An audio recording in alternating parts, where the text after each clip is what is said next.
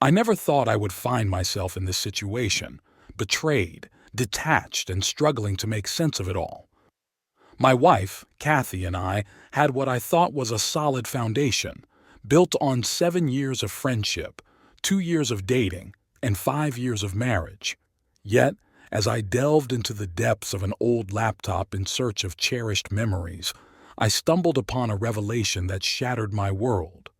The laptop, a relic from our early days, held more than just innocent pictures of us smiling and laughing. It harbored a past I was oblivious to, a past involving Gordon, a name etched into my memory as Kathy's ex.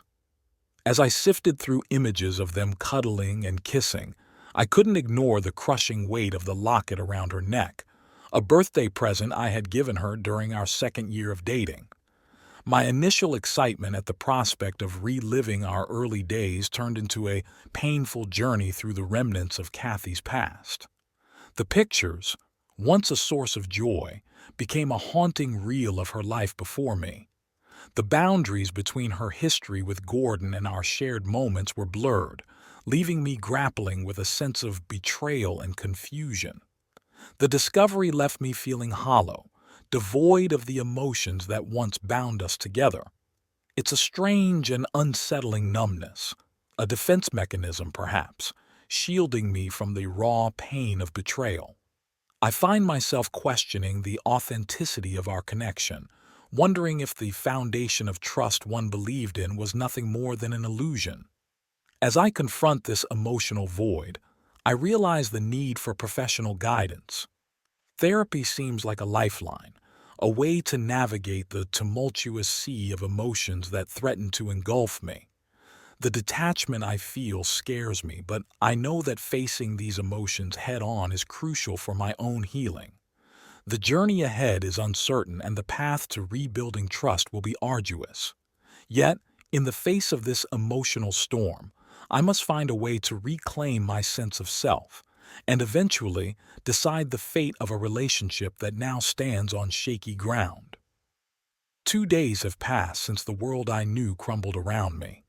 I stumbled upon the truth, Kathy's secret meetings with her ex, Gordon, during the very times I believed she sought solace at her mother's or sister's. The fire of betrayal surged through me, an agonizing swarm of emotions chewing at my insides. The laptop's revelation was a punch to the gut, and fury coursed through my veins. Fueled by a mixture of anger and despair, I borrowed money from my brother to buy some semblance of control. The dates on those pictures told a damning story, clandestine rendezvous behind my back during the moments I was consumed by my studies. The laptop became a painful archive exposing a reality I never fathomed. It was too much to bear. In a fit of cold, analytical detachment, I copied every picture to a flash drive, packed a bag, and left. I chose the solace of my brother's home, leaving the laptop behind with a damning image on the monitor and a cryptic arrow on a sticky note pointing to the locket around her neck. Kathy's attempts to reach me were in vain. I shut myself off from her desperate voicemails and texts. The decision to consult a family law associate marked the beginning of the end. The firm rallied around me, shielding me from her attempts to reconcile. Security barred her entry, and my brother stood guard with a fierce warning. Even when she tracked me down, pleading and sobbing over the phone, I felt nothing. No sadness, no happiness, just an eerie void where emotions once existed. The marriage was over, and I accepted it. Yet, the absence of feelings for her, the lack of desire to ever see her again, scares me. Is this numbness a transient shock, or am I irrevocably broken? I've never been more clear-headed in my professional life, but the emptiness within me is disconcerting. How long will this emotional void persist? The uncertainty is unnerving, and I grapple with the fear that I may never feel again. Deciding to explore individual counseling in the near future feels like the right move. The whole mess with Kathy, the betrayal, and the unraveling of our life together demand a level of emotional support I can't find on my own. Kim, The family law associate at my firm has been a godsend in navigating this legal maze. Reviewing the flash drive of pictures with her revealed a truth that, strangely, brought more relief than pain. Kathy's intimate moments with Gordon, adorned with the engagement ring I gave her, only sparked an odd sense of satisfaction. When I questioned this reaction, Kim pointed out that it validates every decision I've made since packing my bags. There's no pain or anger, just an unexpected elation, a strange reassurance that my actions align with the reality I've uncovered. Kim, or Pitbull as we affectionately call her around the office, is handling the separation agreement and scheduling a meeting with Kathy. She made it clear that if Kathy isn't represented by legal counsel, I won't be attending. It's a strategic move to ensure a fair process, and I'm grateful to have her on my side. The divorce petition is looming, and Kim predicts minimal spousal support, a silver lining in this complicated situation. Dealing with the remaining months of the lease and the joint savings account presents its own set of challenges. The dual signature account, a precaution against fraud, is a blessing and a curse, limiting access but providing security. My sister-in-law's visit to our apartment, supposedly when Kathy was at her part-time job, turned into an unexpected listening session. Hearing Kathy out for a couple of hours brought a mix of emotions, but I'm determined to maintain boundaries and prioritize my own well-being. It's a strange feeling, witnessing Kathy weave a web of easily debunked lies while my sister-in-law packed up my belongings. Kathy's attempt to deflect responsibility by blaming some mysterious guy in my sister-in-law's background felt like a desperate grasp at excuses. According to her, this guy, Gordon, was a Jedi, and she was just weak-minded. It's a peculiar way to rationalize infidelity. Interestingly, my sister-in-law did answer Kathy's question about having a guy in her background who gets inside her head and can't be resisted. She married him. The support and connection I find with my brother's family have been a lifeline, preventing me from sinking into isolation. Spending time with my nephews, even if they're crushing me in video games, has become a source of joy amid the chaos. Surprisingly, work has become a refuge of sorts. The partner overseeing my department took a moment to commend me for not letting this personal ordeal negatively impact my professional life. It's a small victory, a reassurance that I can compartmentalize and focus on what needs to be done. As I navigate these tumultuous waters, the supportive responses from everyone who shared their experiences have been invaluable. Knowing that I'm not alone in facing the aftermath of infidelity and grappling with the strange apathy towards my soon-to-be ex-wife brings a measure of comfort. This journey is far from over, but the solidarity from those who've walked similar paths is a reminder that I can emerge from this stronger than before. Meeting with Kathy and her lawyer, Mike, at another firm turned out to be an eerie experience, with masks obscuring our faces due to the ongoing pandemic. Seeing Kathy for the first time since she left for her sister's/mother's house was a stark revelation. She looked like a shell of the person I once knew in bloodshot eyes, dark bags underneath, hives on her neck, and streaked makeup from tears. Strangely, though, looking at her elicited no emotional response from me at that moment.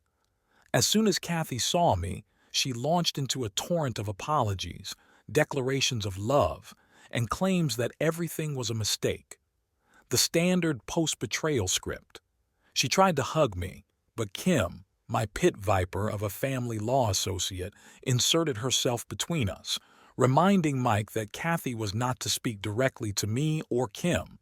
Kim instructed me to remain silent or a blank expression, and surprisingly, it wasn't as difficult as I thought it would be. The initial anger I anticipated didn't resurface. I remained numb, almost in a daze. Mike brought up the topic of reconciliation, but Kim promptly shut it down, emphasizing that we were there to review the separation agreement, nothing more. Kathy, undeterred, yelled about our 5-year marriage, pleading for another chance. Kim reminded Mike of the communication protocol, and after a whispered exchange, Kathy regained a semblance of composure. The discussion shifted to the separation agreement, with Mike attempting to nitpick details, perhaps to demonstrate his legal prowess. However, Kim systematically dismantled each argument until Mike conceded that the agreement was as fair as the law required. Kathy protested that none of it was fair, asserting that it was all a mistake.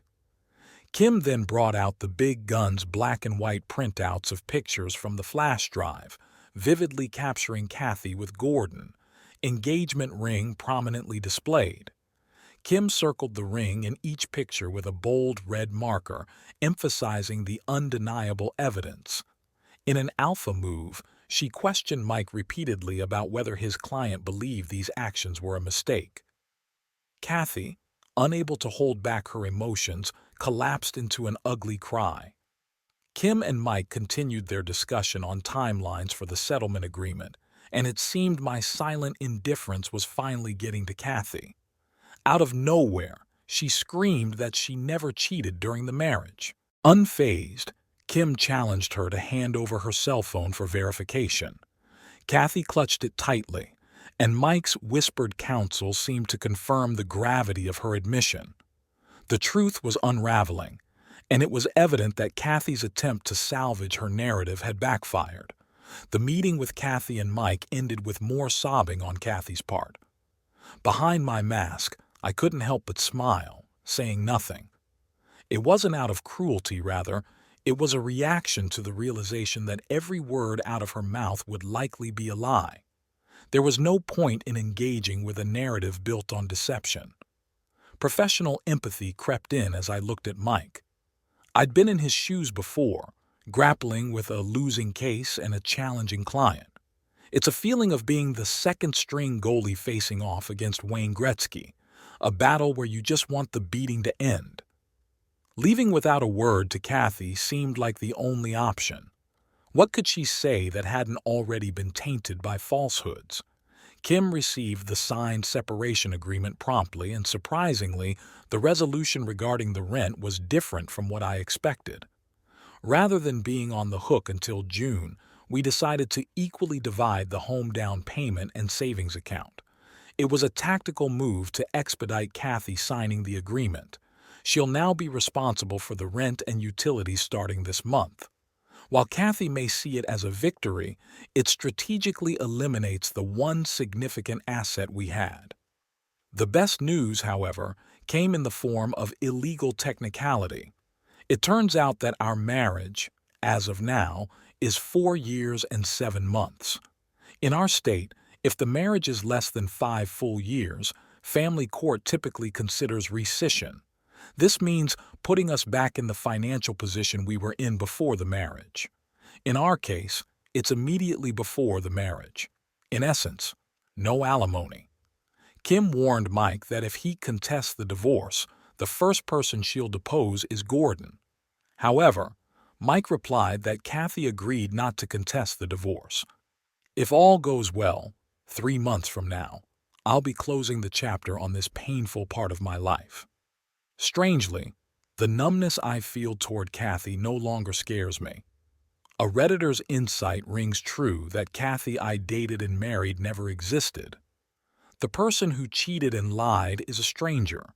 Our entire relationship was an elaborate illusion, a plan B that ultimately benefited her at my expense. Perhaps my mindset, honed in commission sales, plays a role, knowing that you have to endure a lot of no's to get to a yes. Kathy was a no, and I've wasted enough time and effort on her already. It's time to move forward and find my yes.